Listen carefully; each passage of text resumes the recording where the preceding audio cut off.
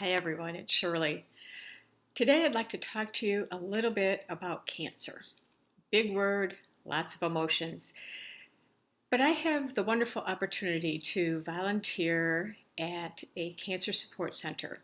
So every week or two I go in and do some energy work for the people there that are experiencing cancer, or sometimes their family members also.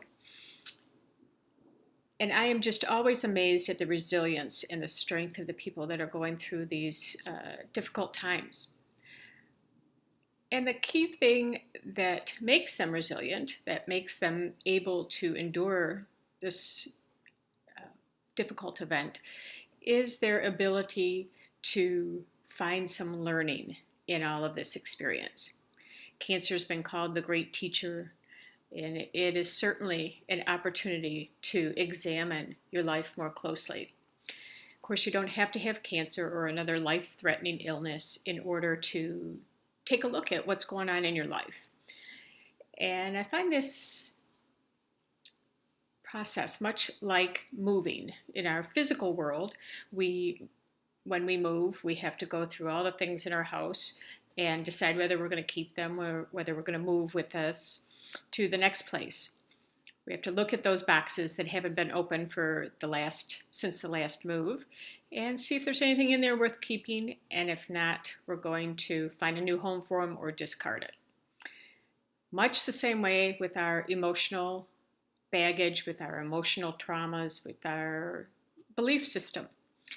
Oftentimes we have to look at our beliefs and examine those beliefs to determine if it's something we really want to keep or not. For example, we can look at our beliefs around money, and often there are beliefs that we've inherited from our childhood, from our grandparents, from our parents, around the idea of money. And sometimes it's that money is a bad thing. People that have money aren't good people, or that there is a lack of money. There will always be a lack of money, and that's just the way life is. Either one of those beliefs are just beliefs. It's not necessarily the truth. And it's something that we have to determine for ourselves. But if we never really look at it and examine it, we just accept it as true, and we don't have another way to look at it. So I'm challenging you at this point to take a look at some of those old beliefs and things that might be might be dampening the joy that you get from your life as it is today. And that is much the same process that many of these cancer patients and their families go through. Things look differently when you have cancer, when there is a threat to your life. You tend to look backwards, you tend to look at what was, you tend to look at what's happening now, but you also tend to look towards the future, whatever that may hold for you. There's a gentleman that I've been working with. He's an older man, he's in his 80s, and currently going through his third round of treatment for cancer, second round for lymphoma. And so he's wholeheartedly involved with the treatment, but he's also looking at the possibility, even if this is a successful treatment, that his days are certainly numbered just because of his age.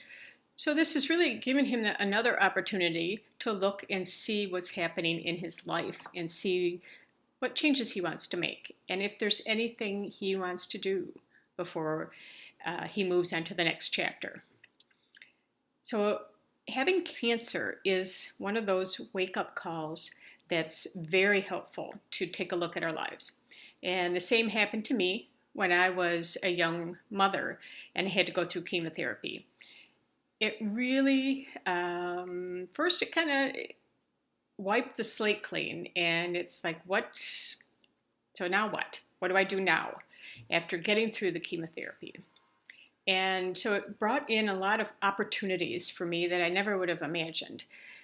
And that's the good thing, because you can change up whatever you want to change up. And again, you don't have to have a life-threatening illness or cancer to begin these changes.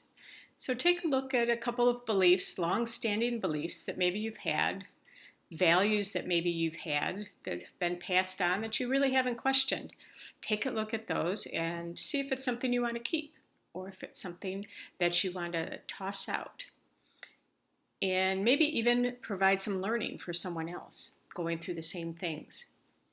So enjoy and talk to you soon. Bye-bye.